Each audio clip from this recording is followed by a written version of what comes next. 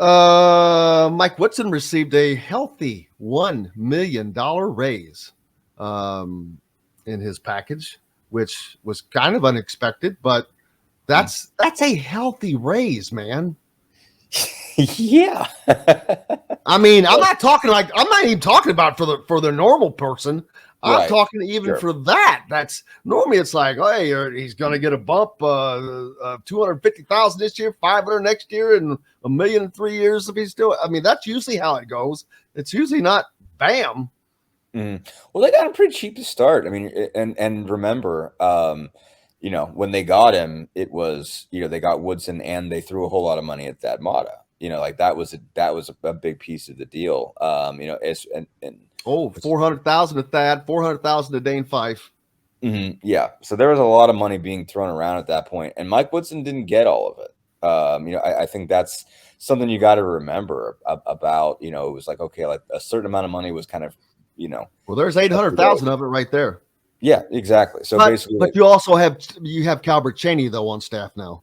Sure, but I mean, point was, Calbert Cheney matters. I'm not trying to dismiss him or whatever, but as far as when they were putting this thing together, obviously you were coming off, you had to pay Archie Miller a lot of money to go away. Basically had to go get 10 million, a whole lot of money from I'm not sure which donor it was. I think some people know. But basically they went out and got somebody that was willing to pay a lot of money. I think they got somebody else who was willing to pay for the transition. So, you got a big wad of cash out of. Can they find somebody to make me go away? It would not take nearly the amount that they paid. No, me neither.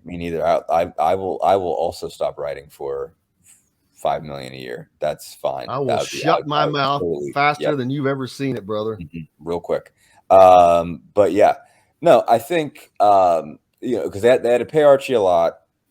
They had to. They felt like they had to invest in the idea of making Mike Woodson a college coach. Of the fact that he hadn't been he hadn't been in college basketball. He didn't know how to, did not know how to recruit, but hadn't recruited yet. And so, they threw a lot of money at other people to make it work. And like you said, I mean, Thad Matta and Dane Fife, neither of which are still around. I think Matt Matta did, basically the job he was hired to do by all accounts. But, now he's head coach at Butler. So there's more money for him. I'm sure whoever, I can't remember who they put in that position after, but is not getting paid like that Matta got paid. That the point was to get a big name coach who had won and put him in that position. I still think that the Thad Matta thing happened because of how that all happened. He met with Indiana to be the head coach. Mm-hmm. And I know exactly what happened. They had a meeting, they talked about everything, and I reported that. I got lambasted for by saying that it was because of a failed physical, which there was no physical. That part was incorrect, but he come back in a second meeting, and it was due to health, and took himself out of the running for that position. And I will always think that this was a kind of a, well, let's do this for you instead kind of a thing. Yeah, no, I mean, I think that was pretty, I don't think it was clearly it. Yeah, I mean, I think I didn't know the details of that. I mean, I forgot about that actually, but I remember that they but I remember the back and forth. But obviously, Dad's situation was well known.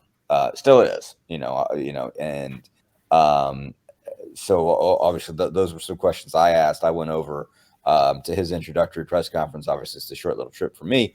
When he was hired at Butler, and just to get a better sense, because he refused to do any interviews while he was at IU because he felt like, and I asked him why, and he's like, I felt like I would take a spotlight away from Mike, and I didn't want to do that, and if I didn't have to, I didn't want to.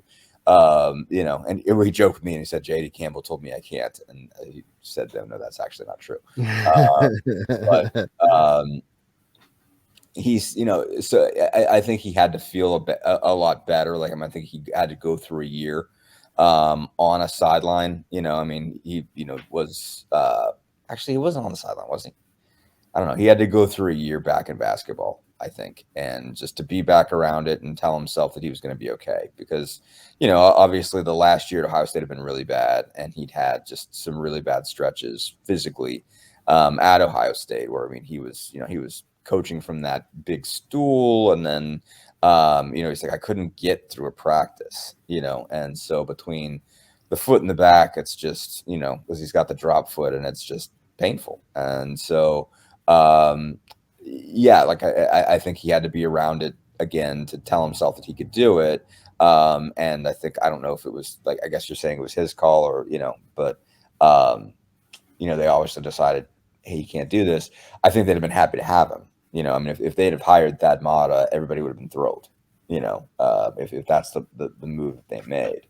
So, I think it would they really good, on paper at the time, when you say, all right, we're getting Mike Woodson and we're getting Thad Matta, and that's how it was sold, together. It was like, I mean, the point was to say we got both. And Dane Fife.